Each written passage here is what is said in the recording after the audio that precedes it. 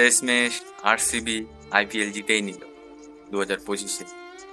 ব্যাঙ্গালোরে ছিল অনেক উৎসবের শহর, কিন্তু এই বিজয়ের আনন্দ মুহূর্তেই বদলে গেল কান্নায়। চিন্নাস্বামী স্টেডিয়ামের সামনে যখন বিজয় মিছিল হয়, তখন সবাই সেই মিছিলে যোগদান করার সময় প্রায় 11 জন ব্যক্তির মৃত্যু হয়। পদপিষ্ট মানে পাড়া দিয়ে, আর অনেক মানুষই আহত হয় সেই মিছিলের মধ্যে।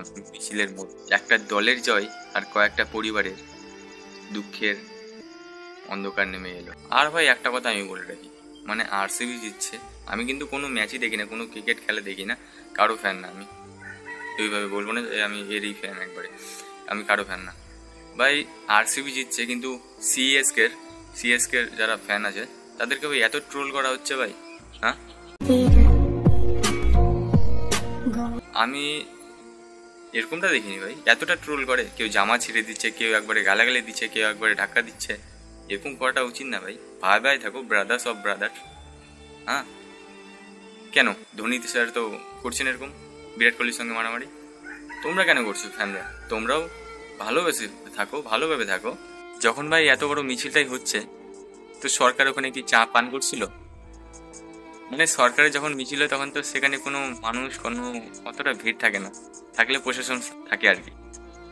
আর এখানে জানে এতটা ভিড় হবে, আরসিবি যেতেছে, অনেক লোকজন, অনেক ফ্যানরা যাবে, সেখানে ভাই কোনো প্রোটেক্টই নেই। আর পুলিশরা বলছে কিভাবে লাঠিচার্জ করবো, না অনেক লোক তো ভিড়ের মধ্যে কিভাবে লাঠিচার্জ করবো? আরে পুলিশের পাওয়ার অনেক পাওয়ার, তোমরা চাইলে সবকিছু করতে পারবে। ভবিষ্যতে এরকম দুর্ঘটনা যেন আর না ঘটে।